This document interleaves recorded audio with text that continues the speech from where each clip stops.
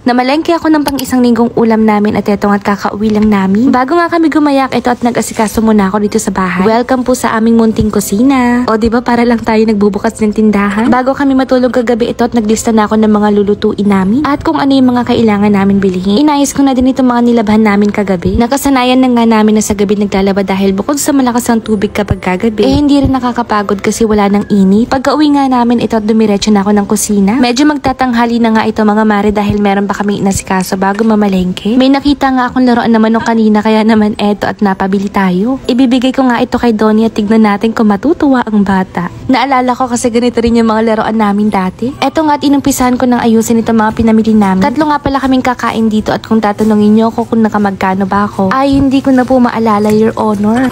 Basta meron akong dalang tricky at hindi ko na alam kung magkano ang natira. Naghalo-halo na kasi ang mga barya ko at hindi ko na naitabi. O siya, ito nga pala at isa-isa ko nang hinuhugasan itong mga karne. Bale ito at meron tayo ditong isda, baboy, manok at baka. Nilinis ko na rin pati itong mga hipon para bawas trabaho na rin kapag kalulutuin na. Kapag namimili naman ako nitong mga gulay ay saktong-sakto lang din sa kailangan namin. Sayang naman kasi kung mapasobra ako ng bili at baka masira lang. Sa prutas naman, mangga lang ang binili ko kasi meron pa kaming mga prutas dito sa bahay. At ito na nga ang ating napamili for this week. Pang isang linggo ang nakalista pero madalas napapaabot namin ng hanggang magdadalawang linggo iyan. Bale ito nga at pinapatayo ko muna yung mga ibang hinugasan ko bago namin ipasok sa ref. Ngayong linggo naman ito yung mga nalista naming ulam. Karamihan dyan ay pangtanghalian at hapunan. Anyway, ito na nga pala lahat ng napamalengke namin.